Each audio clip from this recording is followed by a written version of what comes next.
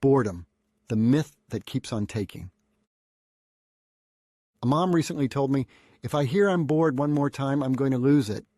I nodded sympathetically. Then she added, and I'm just as bad. I can't sit still for a second without reaching for my phone. What happened to us? What happened indeed? We've collectively fallen under the spell of a lie, a sweet-sounding, dopamine-drenched lie that whispers, "What's next? What's next?" As if quietude, stillness, or calm were our enemy. As a result, the moment stillness creeps in, boom, the voice of boredom strikes. And like a mosquito in the night, it buzzes until we swat it away with something, anything.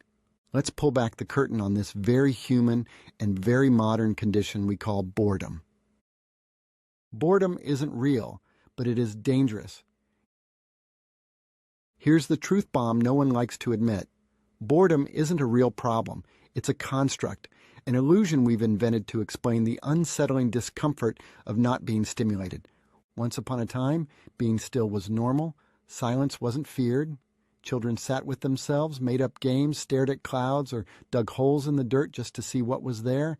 Adults paused, pondered, and reflected without the twitch to scroll, binge, or swipe. Now, that inner quiet feels intolerable, and for kids, it's practically a crisis if there isn't a screen, a plan, a sport, or a snack in hand. Boredom has become the default label when there's nothing immediate to distract the brain.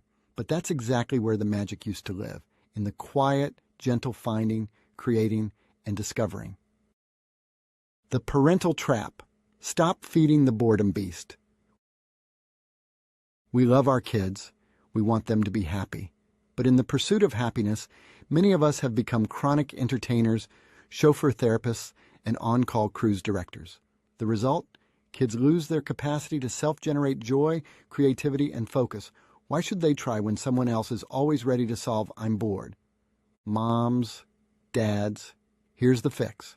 Stop feeding it.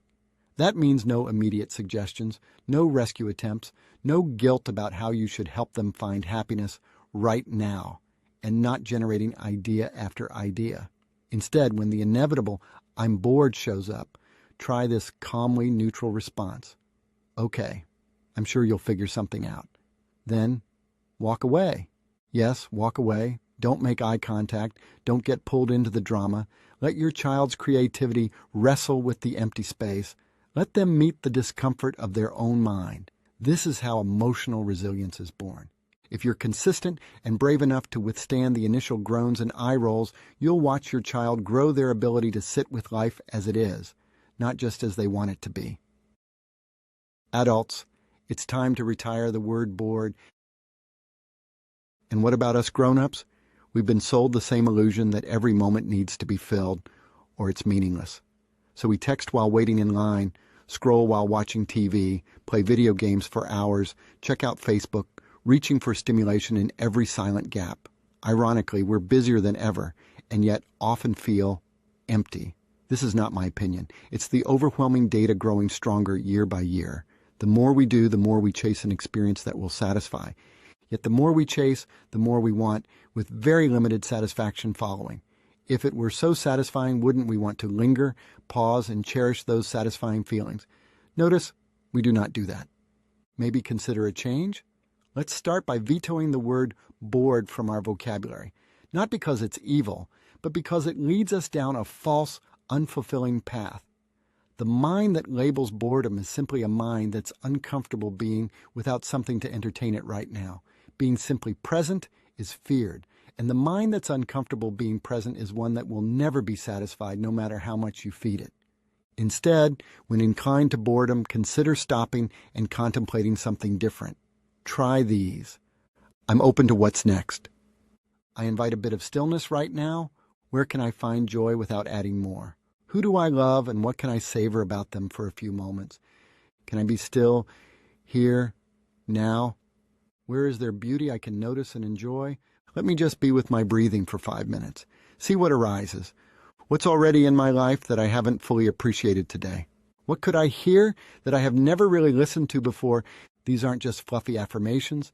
They're brain hacks. These simple questions and statements rewire our focus toward curiosity, gratitude, and peace, not dopamine. Quietness, Stillness, pausing, is not emptiness. It's opportunity. Here's the big shift. Instead of reacting to quiet as if it's a problem, we begin to see stillness as the entry point to deeper experience. That's where creativity lives. That's where intuition lives. That's where your best insights, your strongest sense of self, and your emotional stability come from. If you constantly fill the space, you miss the power of the pause. If you constantly fix your child's boredom, you deny them the opportunity to build resilience, imagination, and focus. And if you continually label your discomfort as boredom, you give up the very gift your nervous system is begging you for: a little peace, a gentle nudge for the restless mind. In our practice, we often see both kids and adults stuck in this loop, chasing more while enjoying less. That restless brain keeps seeking stimulation, but rarely finds peace. Neurofeedback offers a research-backed, drug-free way to help calm the overactive mind and restore the brain's natural rhythm of engagement and stillness. Reach out at Capital District Neurofeedback.